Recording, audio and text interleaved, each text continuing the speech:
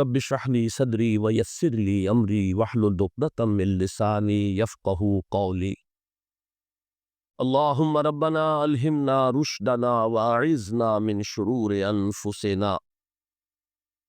اللهم ارحمنا بالقرآن العظيم. اللهم اجعله لنا اماما ونورا وهدى ورحمة.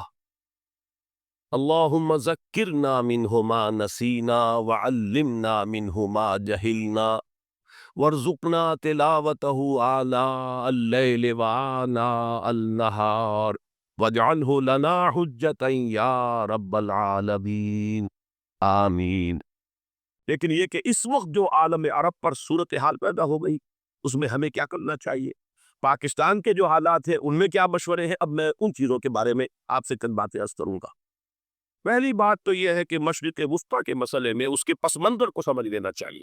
ہمارے بہت سے احباب جو ہے وہ فوری طور پر وقتی صورتوں کو، جیسے کہ حالات و واقعات ہوتے ہیں، صرف انہی کے اعتبار سے رائے قائم کرتے ہیں۔ چیزوں کا پس منظر جو ہے نگاہوں کے سامنے رہنا چاہیے۔ اس صدی کا ایک مختصر سا نقشہ ذہن میں رکھیے۔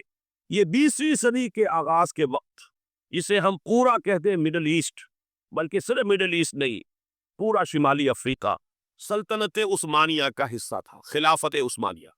لیبیا، الجزائر، مصر، پورا حجاز، یمن، پورا عراق، شام، اور یہ شام ہی کے حصے ہیں در حقیقت، اردن اور لبنان، یہ سب یہ شام عرب، عراق عرب، یہ پورا علاقہ خلافت عثمانیہ یہ اس کا حصہ۔ پہلی جنگ عظیم میں انگریزوں نے عربوں کو بغاوت پر آمادہ کیا، غداری پر آمادہ کیا۔ انہوں نے خلافت عثمانیہ کے خلاف بغاوت، بیج بوئے ان کے دلوں کے اندر نفرت، ابھارا انہیں کہ تم ترکوں کے غلام کیوں ہو، تمہیں خود حاکم ہونا چاہیے، تم کھڑے ہو جاؤ، ہم مدد کریں گے، تم بغاوت کرو، تم ان ترکوں کے خلاف ہماری مدد کرو، ہم تمہیں آزاد کر دیں گے، تم اپنے پاؤں پر خود کھڑے ہو جانا۔ یہ بہت ہی ہمارے لیے دردناک المیہ ہے اس پہلی جنگ عظیم کا۔ کرنل لارنس جیسا شخص، برطانوی استعمار، اور اس کے نتیجے میں عربوں نے بغاوت کی۔ اور اس قدر دردناک بات آپ کو بتا رہا ہوں، میں پہلی مرتبہ جب سن 62 میں حج کے لیے گیا مدینہ منورہ میں، ابھی وہ ریل کے انجن کھڑے ہوئے تھے۔ یہ ترکی کے زمانے میں، سلطنت عثمانیہ کے زمانے میں بغداد سے مدینے تک ریلوے لائن تھی۔ یہ پورا ایک عالم سلطنت عثمانیہ، سلطنت خلافت عثمانیہ، پوری ٹرینیں جو ہے ترکوں کی اڑائی گئی، ہزاروں ترکوں کو شہید کیا گیا، یہاں تک کہ صحن حرم میں شہید کیے گئے سینکڑوں ترک۔ یہ جرم تھوڑے نہیں ہے، معمولی نہیں۔ آج جس کی سزا مل رہی ہے، معلوم ہونا چاہیے کہ وہ جرائم کون کون سے تھے۔ اب بھی جو لوگ گئے انہوں نے دیکھا ہوگا ترکی کا قلعہ موجود ہے اوپر پہاڑی کے اوپر، حرم کا جو سب سے بڑا دروازہ ہے باب ملک عبدالعزیز، اس کے سامنے ایک لائبریری ہوتی تھی، اب تو غالباً وہ بھی گرا دی گئی ہے، اس کے پیچھے پہاڑی پر ترکوں کا قلعہ ہے پرانا، اس پر توپیں موجود تھیں۔ جب بغاوت ہوئی ہے، جو حرم میں آئے ہوئے تھے ترک فوجی، ظاہر بات ہے نہتے، وہ تو نماز پڑھنے آئے ہوئے تھے، ان کو وہاں ذبح کیا گیا ہے۔ اور ترکوں نے اپنی توپیں استعمال نہیں کی کہ کہیں بیت اللہ کو کوئی اذى نہ پہنچ جائے۔ بہرحال یہ غداری ہوئی ہے پہلی جنگ عظیم کے دوران، اور نہ صرف ترکوں کے، عربوں نے کی ہے۔ جیسا کہ میں نے کہا تھا، دو ہیں سب سے بڑے مجرم روئے ارضی کے اوپر امت مسلمہ کے طبقات۔ ہمارا پنجابی سپاہی بھی جا کر انگریزوں کی مدد کر کے ایلن بی کو قبضہ جو لے کر دیا بغداد کا، اس میں ہمارے مسلمان پنجابی سپاہی بھی شامل تھے۔ یہ خون چکاں باب ہے ہماری تاریخ کا اس سب کا۔ لیکن اس کے بعد سلطنت عثمانیہ کے ٹکڑے ہو گئے، چیچڑے ہو گئے۔ ایک انگریز نے لکھا ہے یہ جملہ، ذہن میں بجھا ہوا جملہ، کہ تاریخ میں یہ بات سب ہو جائے گی کہ ایک انگریز نے اس سلطنت کے ٹکڑے کر دیے کہ جو عمر فاروق نے قائم کی تھی رضی اللہ تعالیٰ عنہ۔ یہ پورا عالم، یہ تمام علاقہ اس نے پتہ کیا کہ یہ بات ہاتھ بدل گئے تھے، ترک آ گئے، خلافت عثمانیوں کے بعد چلی گئی، لیکن یہ سلطنت تو حضرت عمر رضی اللہ تعالیٰ عنہ کے زمانے سے چلی آ رہی تھی۔ اس کو ایک انگریز کرنل نے، اور اس نے بغاوت میں آبادہ کر کے عربوں کو اور ترکوں کے پیٹھ میں چھرا ڈپوا کر ان کے ذریعے سے اور ٹکڑے کر دیے۔ لیکن جب جنگ ختم ہوئی، اب انہوں نے کہا کہ اب ہمیں آزادی دیجیے۔ اب انہیں معلوم ہوا کہ غداروں کو دنیا میں کیا ملتا ہے، ٹکڑے کر دیے گئے۔ یہ حصہ عراق یہ انگریز کے پاس رہے گا، شام کا یہ علاقہ یہ فرانسیسیوں کے پاس رہے گا، مصر پر انگریزوں کا تسلط رہے گا، لیبیا اطالویوں کے پاس رہے گا۔ لے دے کر یہ جو علاقہ تھا حجاز، کیونکہ وہاں کچھ تھا ہی نہ، بوادی غیر ذی زرع، یہ عربوں کے پاس چھوڑ دیا گیا۔ اس وقت جو بادشاہ ہے شاہ حسین اردن کے، ان کے دادا سب سے بڑے غدار وہی تھے، لہذا ان کو اس علاقے کی بادشاہ دے دی گئی۔ اس کے بعد نجد سے ایک تحریک اٹھی ہے، وہ سعودی جو خاندان ہے وہ نجد سے اٹھا۔ نجد میں اس وقت کچھ بھی نہیں تھا، وہ تو صرف ریت کے تودے سے کچھ بھی، لہذا ادھر کسی استعماری قوت کو دیکھنے کی ضرورت ہی نہیں تھی۔ وہ تو بعد میں تیل برآمد ہوا، اس کی حیثیت ہو گئی، اور یہ امارات کا علاقہ جو ہے اس کی دنیا میں اب گویا کہ یوں سمجھیے کہ جو سب سے زیادہ اہم علاقے ہو سکتے ہیں روئے اندی کے نقشے پر، ان میں سے ایک وہ ہو گیا۔ لیکن یہ اس وقت کی بات میں کر رہا ہوں، کوئی حیثیت نہیں تھی، لہذا اس کو چھوڑ دیا۔ یہ ہے تاریخی پس منظر، یہ لکیریں جو کھینچی گئی ہیں، یہ ایک ملت اسلامیہ کو جو قومیتوں میں تقسیم کیا گیا، نعرے لگوائے گئے، المصر للمصریین، الشام اور الشامیین۔ اب شامی ایک علیحدہ قوم ہو چکے ہیں، مصری ایک علیحدہ قوم ہو چکے ہیں، عراقی ایک علیحدہ قوم ہو چکے ہیں۔ یہ ساری تقسیمیں استعمار کی پیدا کرنا ہے، اس کا کوئی تعلق اسلام کے ساتھ نہیں۔ اب ضرورت تو اس بات کی تھی کہ استعمار کے پنجے جب یہاں سے کچھ ہٹے، دوسری جنگ عظیم کے بعد ایک دور آیا، امریکہ ابھرا ہے دنیا کی عالمی سطح پر سیاست میں، اس کے ہاں کچھ آزادی کے تصورات تھے، اس نے بھی سپورٹ کیا۔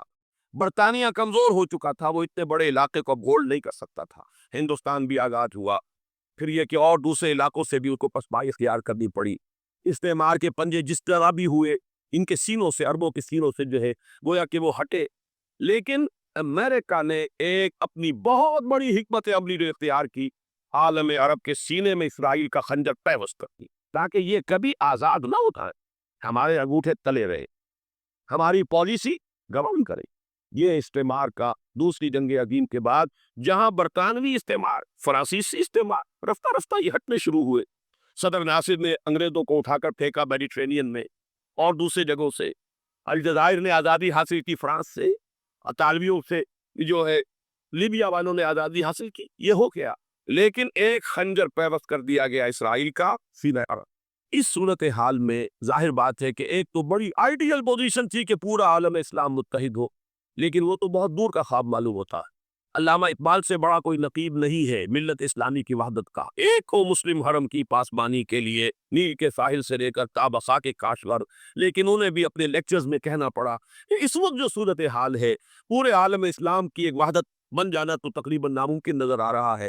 اگر کسی طرح ایک common wealth of Muslim nations وجود میں آ جائے تو بھی بڑی کامیابی ہے، لیکن اس سے بھی پہلے یہ تو زیادہ آسان تھا کہ عالم عرب ایک وحدت کی شکل اختیار کر۔ یہ تو ایک قوم ہے، اکثر و بیشتر ایک نسل یا زیادہ دو نسلیں تھی، شمالی افریقہ میں بربر نسل بھی ہے، باقی تو سب عربی۔ یہ پورا عالم ایک نسل، ایک زبان، پورے اتنے رقبے کے اوپر بولے جانے والی ایک زبان، یہ تو ایک ہو جائے۔ افسوس یہ ہے کہ اس کا ایک ہو جانا، ایک شخصیت ابھری تھی جو مذہبی مزاج کی شخصیت تھی، جو دینی مزاج کی حامل شخصیت تھی، اگر اس کی قیادت میں عالم عرب متحد ہو جاتا تو واقعتاً ایک بہت بڑا جو ہے مرحلہ وہ طے ہو جاتا پوری عالمی ملت اسلامیہ کی ایک وحدت اختیار کرنے کا۔ وہ شخصیت تھی شاہ فیصل شہید کی، اور اس لفظ کے ساتھ ہی آپ کے ذہن میں آ گیا ہوگا کیوں انہیں شہید کر دیا گیا، کس نے کیا کرایا، کہاں سے تعلیم حاصل کر کے آیا تھا وہ جس نے شہید کیا شاہ فیصل شہید کو، اس کی گردن پر کون سوار تھی، وہ یہودی لڑکی کے جس کے فوٹو بھی شائع ہوئے، ایک گردن پر اٹھائے کھڑا ہوا شہزادہ اپنی ایک یہودی دوست کو، لڑکی کو، اور وہی ہے کہ جس نے جا کر پستول سے شہید کیا ہے۔ جان اچھی طرح جان لیجئے، جیسے بارہا میں نے عرض کیا ہے کہ حضرت عمر کو شہید کرنے والا کہنے کو ابو لولو فیروز تھا، لیکن اس کے پوچھے میں پورا ایرانی نسل پرستی کا جو پورا پس منظر ہے، اسے تو ہر شخص اس کی ذرا بھی نگاہ جو ہے جو صرف منظر کو نہ دیکھ رہی ہو، پس منظر کو بھی دیکھنے والی ہو، وہ تو جان دے گی کہ ابو لولو فیروز ایک فرد کا نام نہیں تھا، وہ ایران کا انتقام تھا عالم عرب سے۔ بالکل اسی طریقے سے یہ امریکی استعمار کا ہتھ کنڈا تھا، اسے محسوس ہوا۔ شاہ فیصل مذہبی مزاج کا شخص یہ ابھر رہا ہے، اور یہ شاہ فیصل کی حکمت عملی کا ذرا آپ اندازہ کیجئے۔ لاہور میں سمٹ کانفرنس ہوئی، اس میں وہ آئے، سب سے ٹاورنگ پرسنالٹی پورے اس وقت عالم اسلام کے اندر شاہ فیصل کی تھی، اور وہ گویا کہ ایک بہت ہی جس کو کہا جائے کہ ایک بہت ایلڈرلی، ایک بزرگانہ ایک شخصیت جو ہے، اور انہوں نے اپنے دولت کے دروازے، عرب میں وہ مشہور تھے کہ نہایت خسیس اور بخیل انسان ہے، اس لیے کہ وہاں وہ خرچ کرتے تھے حساب کتاب کے ساتھ، لیکن ان کے خزانے کھلے ہوئے تھے عالم اسلام کے لیے، ادھر بھی مدد ہے، ادھر بھی مدد ہے، ادھر بھی کام ہو رہا ہے، ادھر بھی کام ہو رہا ہے۔ پھر انہوں نے تیل کا ہتھیار استعمال کر کے ایک دفعہ امریکہ کو دن میں تارے دکھا دیے، لہذا ان کا ہٹایا جانا سین سے یہ امریکی استعمار کے لیے لازمی تھا۔ اب لے دے کر رہ گئے کون سیکولر مزاج کے لوگ۔ پہلی اٹیمپٹ جمال عبد الناصر نے کی، ناکام ہو گیا۔ قذافی صاحب نے کوشش کی کہ وہ ان کی جانشینی حاصل کر لے، ناکام ہو گیا۔ اب ایک تیسری شخصیت صدام حسین کی، ملحد ہے، اسلام سے کوئی سروکار نہیں، بعث کا فلسفہ، سیکولرزم پلس عرب نیشنلزم، یہ اصول ہے۔ لیکن یہ ہے کہ یہ شخصیت ابوبکر ایسی آئی ہے کہ اس سے اس وقت یہ جان لیجیے، میں امریکہ میں بھی عربوں سے مل کر آیا ہوں، سعودی عرب میں بھی اب میں کو دیکھ آیا ہوں، نوجوان نسل جو ہے عربوں کی، پورا جو دوسرے عرب ممالک ہے جہاں پر کہ مذہب کا اتنا چرچا ہی نہیں، پورا فلسطینی عرب، جارڈن کے عرب، شامی عرب عوام، وہ سب کے سب صدام کے پیچھے ہے، اس لیے کہ انہیں نظر آ رہا ہے کہ ایک شخص پھر ایسا پیدا ہو کر سامنے آ گیا ہے جو شاید عالم عرب کو پھر یونائٹ کر لے، اور یہ ہے اصل وہ شے کہ جو امریکہ کے لیے کسی صورت میں قابل قبول نہیں۔ دولت کے یہ ذخائر، خلیج کی یہ دولت، سیال سونا اور اس کے ذخیرے، اور یہ کسی طریقے سے یہ امریکہ کے زیر اثر میں، یہ ہے وہ سے جو اسے برداشت نہیں ہے۔ وہ کوئی عربوں کی محبت میں نہیں آیا 2.5 لاکھ فوج لے کر، وہ کوئی شاہی عرب جو خاندان ہے سعودی، اس سے اس کی کوئی دلچسپی نہیں ہے، کوئی پتہ نہیں کہ وہ خود ان کو ہٹا دے اور وہاں پر کوئی جمہوری ڈھانچہ جو ہے وہاں پہ کھڑا کروا دے خود امریکہ۔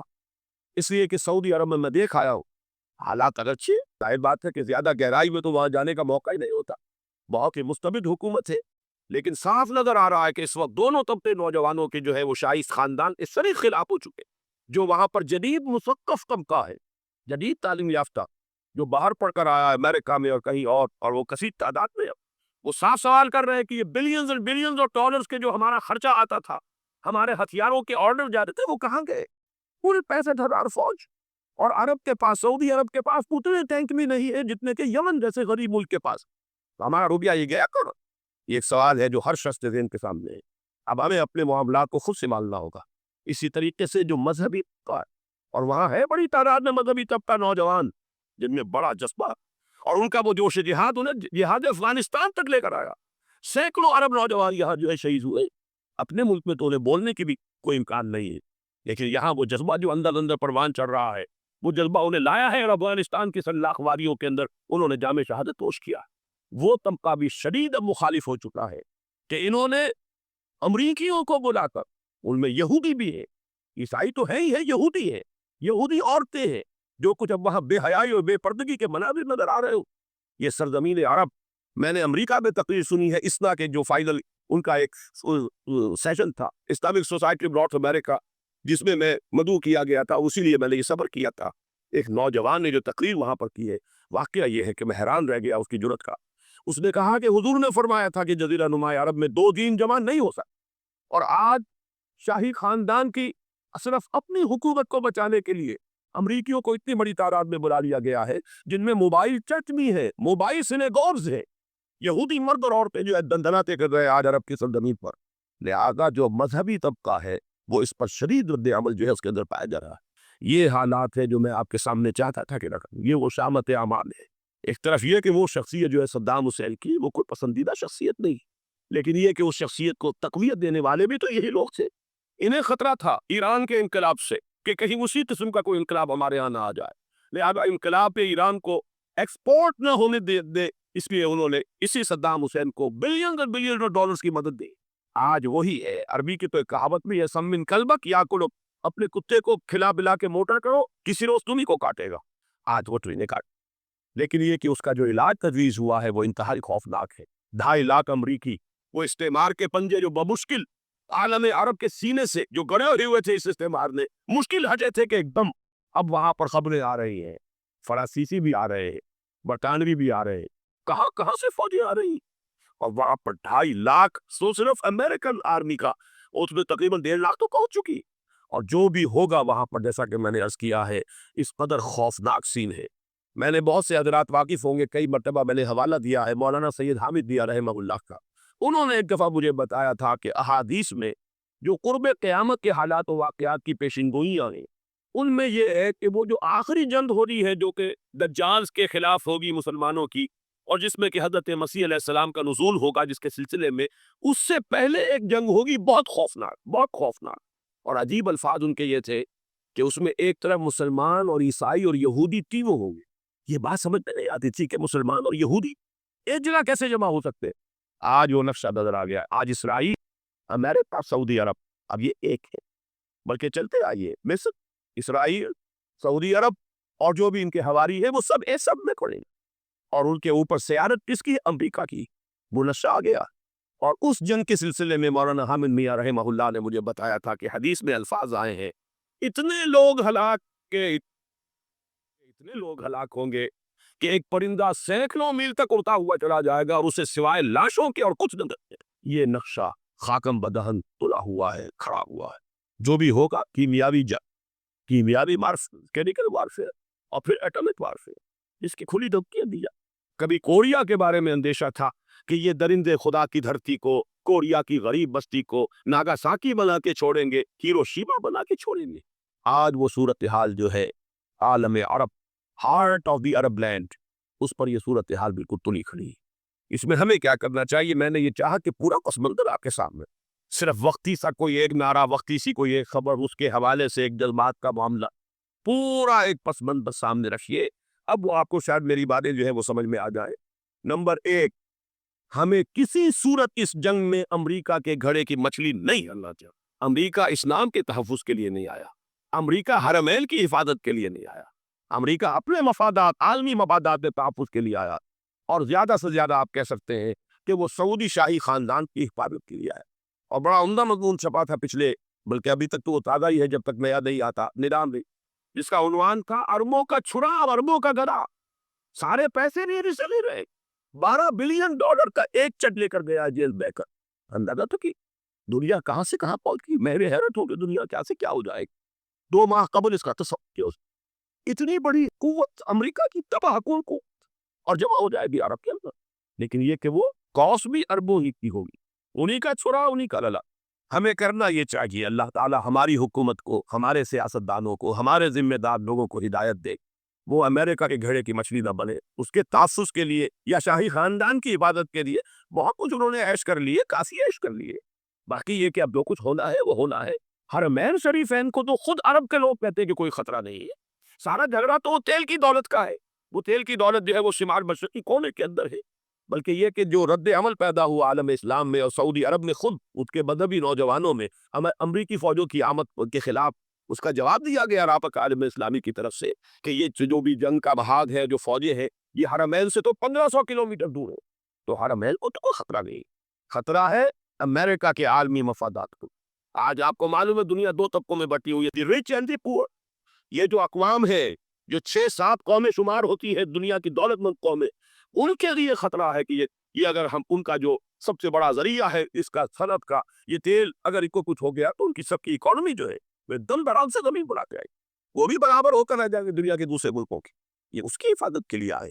ہمارے نوجوان کو آج میں سوچتا ہوں کاش کہ ہمیں معلوم ہو، ہمیں وہ تاریخ دہرانی نہیں چاہیے کہ ہم نے پہلی جنگ عظیم میں انگریزوں کے استعمار کے پنجے گروانے کے لیے اپنی جانیں دی۔ پنجاب کا نوجوان، پنجاب کا مسلمان سپاہی بھی جا کر LNB کو قبضہ دلوانے کے اندر اور بغداد پر قبضہ کرانے میں اس کے تعاون کیا، اس کی مدد کی۔ آج بھی وہی تاریخ اپنے آپ کو دہرائے گی۔